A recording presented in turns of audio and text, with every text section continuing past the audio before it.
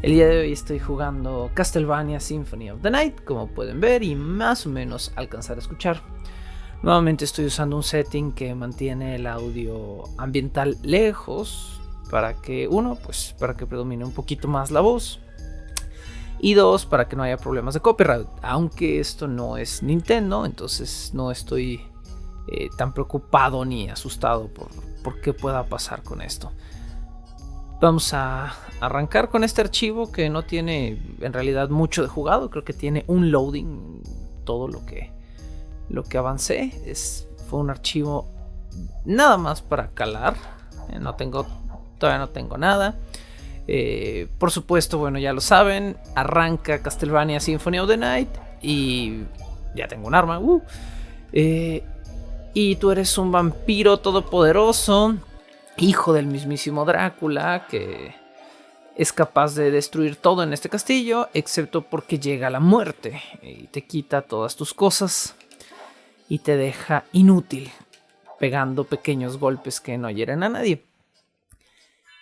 Castlevania Symphony of the Night fue, hasta la aparición de Metal Gear Solid, mi juego favorito de PlayStation 1 o de PSX. La verdad es que hasta la fecha solo poseo 2 discos originales de PlayStation 1 y son, por supuesto, Castlevania Symphony of the Night. Tengo mi muy orgullosamente bien guardada copia original y tengo Metal Gear Solid. Técnicamente tengo 2 copias de Metal Gear Solid, pero una es japonesa y hasta no volver a conseguir un PlayStation chipeado, no puedo leerla. Y eso me lleva al tema del día de hoy. La semana antepasada, jugando Super Mario World, hablé de la primera experiencia que tuve jugando videojuegos. El día de hoy quiero hablar de algo ligeramente distinto. Quiero hablar de la experiencia que tuve jugando videojuegos pirata. ¿Por qué hablar de piratería? ¿Por qué hablar de un tema que para muchos es un tabú en el mundo de las consolas? Existe esta idea de que si estás comprando piratería, no estás básicamente dando ingreso a un arte o a una industria de la que sí participas, de la que sí formas parte como un videojugador. Yo estoy en desacuerdo y no de una manera ingenua, es decir, no estoy en desacuerdo como, pues yo creo que yo sí aporto comprando piratería, sino estoy en desacuerdo con el hecho de que un juego pirata es la destrucción o la absoluta caída de un programador o un estudio o incluso de una compañía. PlayStation y eventualmente PlayStation 2 se convertirían en las 2 consolas en ese momento más vendidas de sus respectivos tiempos. Específicamente PlayStation 2 estuvo coronado como la consola más vendida de todos los tiempos. Me parece que recientemente le quitaron ese título. No estoy enteramente seguro si sí o si solo le quitaron el título de la consola vendida más rápido. Recientemente me parece con PlayStation 5. Cuando yo tuve por primera vez un PlayStation, ahora tenía un vicio y tenía que financiármelo. Y desafortunadamente era el vicio más caro que se puede tener que no implique drogas ilegales. El de los videojuegos, por supuesto. Entonces, ¿qué iba a hacer? Bueno, PlayStation surgió en el año de 1994. Si no estoy equivocado, PlayStation aparece me parece que es en diciembre de 1994 en Japón y en septiembre de 1995 en América. Por supuesto, en 1995 yo no tuve un PlayStation. Tuve que esperar a que la situación económica fuera favorable, a que los precios bajaran. Pero más encima había otro problema. Si esta iba a ser mi nueva consola, yo tenía que asegurarme de que fuera una consola con juegos accesibles. Nintendo era el rey. y yo venía de jugar Super Nintendo por un par de años. Así que el paso lógico a seguir parecía ser el de la fidelidad de marca. Seguir jugando Nintendo implicaba entonces esperar a la afamada Nintendo 64, que utilizaba un sistema de cartuchos. Y un sistema de cartuchos implica dinero. Los cartuchos son caros por lo general, y el hecho de tener que jugar en cartuchos impide otra cosa que afloró cerca del año de 1996, que fue la piratería. Más o menos por el año de 1996 comenzaron a llegar a México los primeros PlayStations chipeados, o los primeros chips, que me parece que eran chips PC2, algo así era el nombre de este chip, que te permitían poner básicamente CDs copiados, pirateados, dentro de una consola PlayStation. Eso me inclinó para siempre en la dirección PlayStation. Si ese factor no hubiera estado presente, probablemente yo habría esperado a Nintendo 64 y habría continuado siendo como un Nintendo fanboy por el resto de mis días. Eso no fue lo que sucedió. Lo que sucedió fue que eventualmente la tecnología de la piratería avanzó lo suficiente como para volverse estable. Porque quiero que lo sepan, el primer chip que apareció en México, y me parece en el mundo entero, no era un chip estable. Inmediatamente PlayStation se dio cuenta de que la gente estaba chipeando sus consolas y decidió hacer algo al respecto. Y el primer chip de bypass que apareció en una consola PlayStation fue vuelto obsoleto, podemos decir, por PlayStation más o menos pronto, en menos de un año. Eso no significa que la piratería se vaya a quedar con los brazos cruzados. Menos de un año después del incidente en el cual murió el primer chip, apareció la segunda versión, la versión 2.0, podemos decir, del chip de bypass de PlayStation. Este chip, no, creo que sí quiero la hacha. Este chip prometía algo nuevo. Este chip no era un chip pasivo, era un chip activo. ¿Qué quiere decir esto? Bueno, hasta donde tengo entendido, no soy un programador, pero hasta donde entiendo de las dos generaciones de los chips de PlayStation, el primer chip era un chip pasivo que en el momento en el que encendías la consola se encendía y el chip hacía el bypass del disco. Ahora, hay que decirlo, la consola en sí no tenía un sistema antipiratería. Eran los discos los que tenían el sistema antipiratería. Los discos venían codificados, punto número 1, por región. Así que tú no podías comprar un disco en otro país y traerlo a tu país y jugarlo. Era imposible. Cosa que además me parece muy molesto. Y lo segundo, perdón que hable fragmentadamente, estoy tratando de que el jefe no me asesine. Y segundo, la piratería implicaba una tecnología que se llamaba, tengo entendido, Disc Wobble.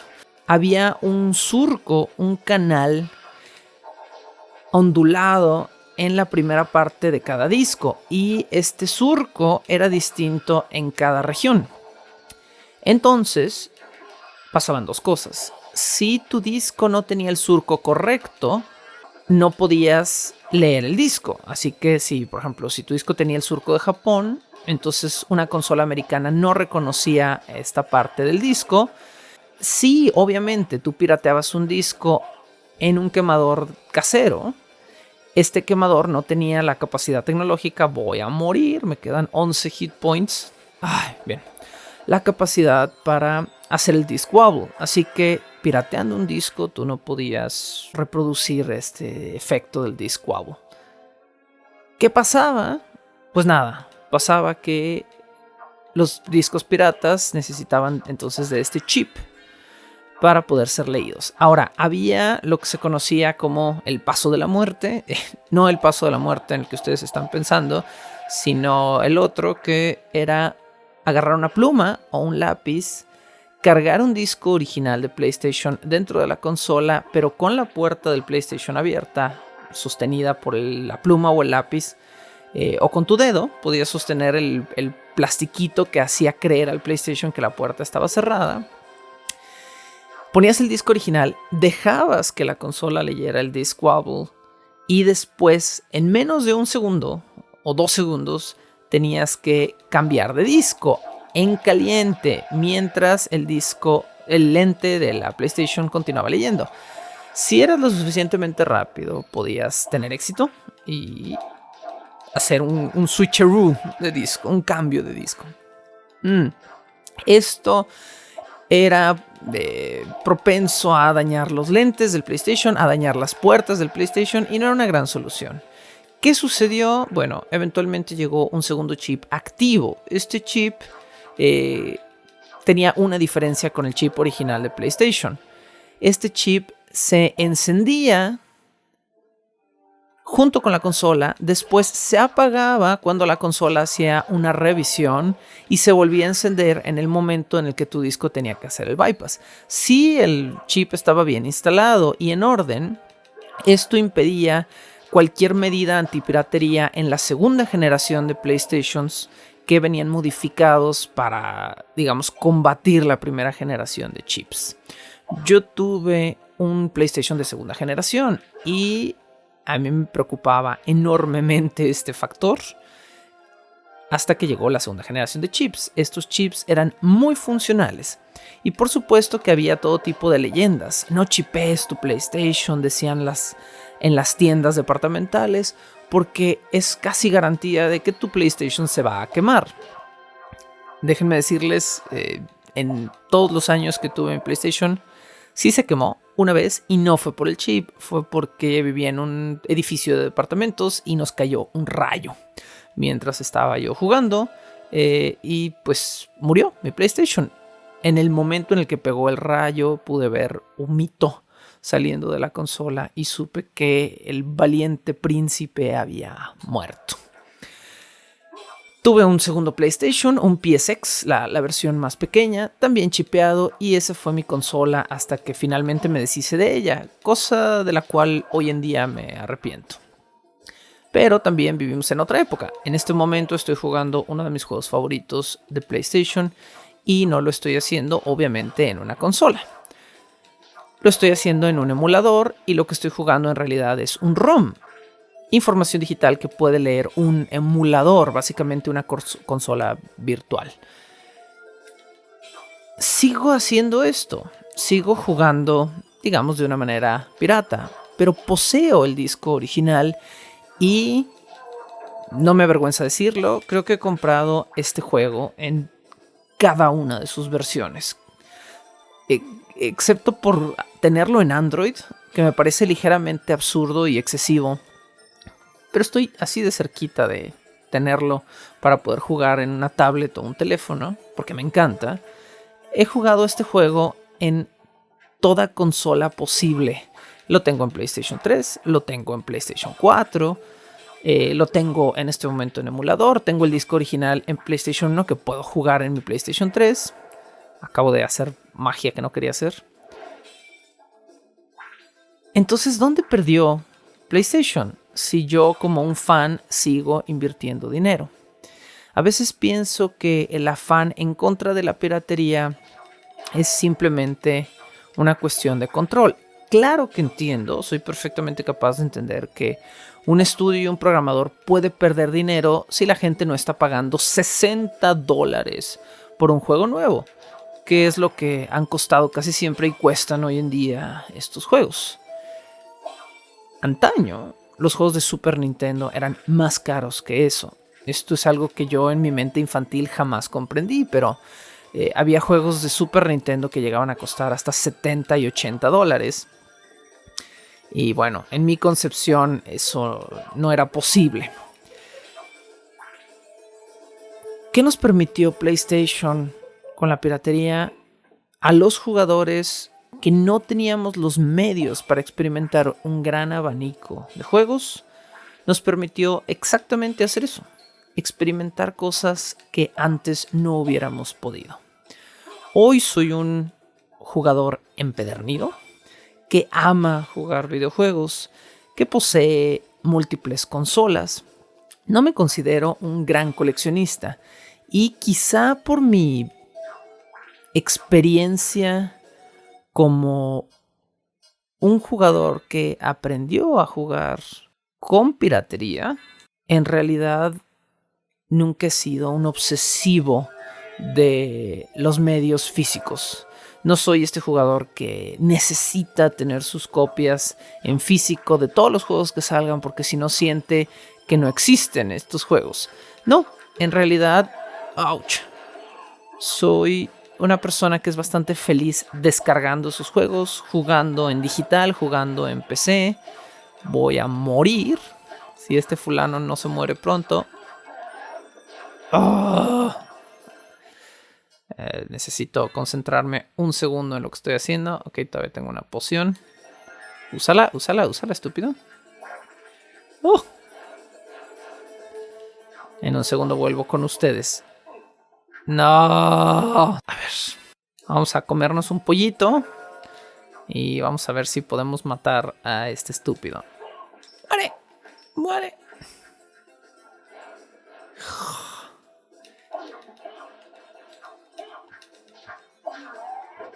Bien. Entonces, vuelvo a lo que estaba diciendo. No soy una persona que obsesivamente tenga que tener todos sus juegos en orden y en perfecto estado, porque no crecí con eso. Crecí con una carpeta de discos quemados que no tenían manuales ni portadas. A veces sí tenían impresión en el disco. La verdad es que sí me volví un preciosista de la piratería. Quizá en ese sentido sí hubo un efecto raro en mí. Me gustaba mi piratería de buena calidad. Tengo que salir de aquí porque estos fulanos no se van a dejar de reproducir.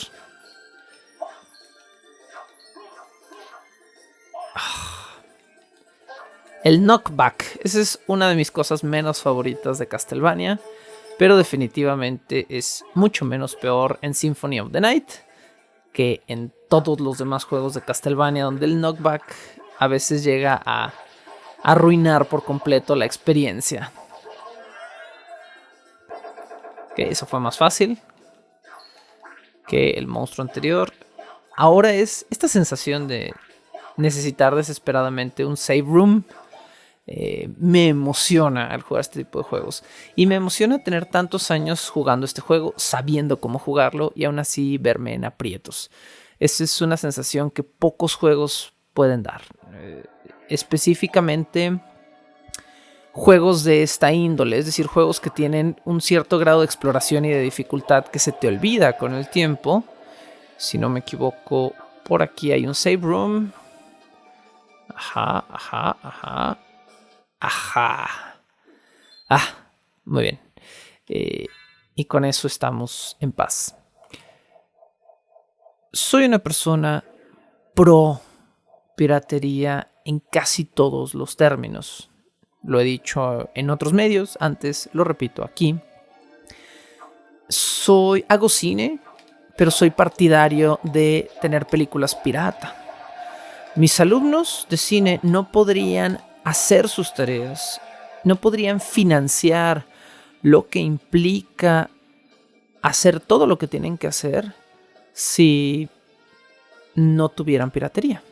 Y eso me consta. Lo vivo día con día, cada vez que doy una clase y cada vez que hablas con un alumno y el alumno tiene que ver 7 películas en una semana y ese alumno es el mismo alumno que ese día viste comiendo papas a mediodía porque te dijo que no tenía dinero para comer comida.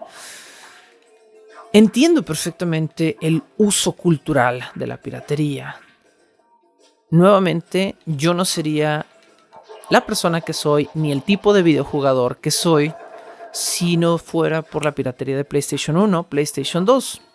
Eventualmente la tecnología avanzó y todo esto de la protección de hardware y software se volvió mucho más sofisticado. Creo que más o menos desde PlayStation 3 en adelante ya no hago casi nada de emulación de juegos y todo lo que quiero recomprar para usarlo en una computadora o grabarlo en un video, lo hago a través de Steam o GOG Games, que ofrecen alternativas muy baratas. Sin embargo, si pudiera seguir siendo un pirata de videojuegos, probablemente lo sería con algunos juegos y con algunos límites. Entiendo el valor de apoyar a un creador mejor que mucha gente. En ocasiones me han preguntado si soy hipócrita al respecto de la piratería, si me molestaría que alguien pirateara mi trabajo. Y mi respuesta es no me molesta. No me molesta que alguien piratee mi trabajo, sea literatura o una película. Entiendo lo que está en juego, pero entiendo el valor de querer consumir tanto algo que no te permitas quedar limitado por tus medios o tu clase social. Este es quizá mi pensamiento de cierre. La cultura, y considero a los videojuegos cultura en su máxima expresión en términos de arte y música y programación, la cultura jamás debería estar supeditada a tu clase social, a tus medios, a tu pudiencia. Y es por eso que apoyo y seguiré apoyando la piratería. El día de hoy quería hablar de eso mientras jugaba Castlevania Symphony of the Night, uno de los 2 juegos más importantes que jugué en esta generación, junto con, ya lo dije, Metal Gear Solid. Más adelante haré una temporada de podcast donde podamos seguir yo y otros videojugadores hablando de estos juegos. Sí, voy a hacer una temporada con invitados, porque además hay otro factor, la jugabilidad social. ¿Jugamos solos o jugamos con alguien? ¿Jugamos para pasar el tiempo mientras estamos solos o jugamos para no estar solos? Ese factor social de los videojuegos también es algo que me interesa y eventualmente es algo que tendré que discutir de manera social con otros jugadores. Mientras tanto, esto fue El Rincón de los Muppets de Bajo el Puente del Troll. Soy Sergio Vicencio, jugando jueguitos y diciéndoles gracias por ver, gracias por escuchar y, en este caso, gracias por jugar en la forma que puedan y como puedan. Los loops de música en 8 bits que escuchaste en este programa le pertenecen a Luis 1 de Ansimus Games. Busca a Luis 1 en Twitter como @Ansimus, S y luego Z, o búscalo en Patreon para apoyarlo con todos sus proyectos.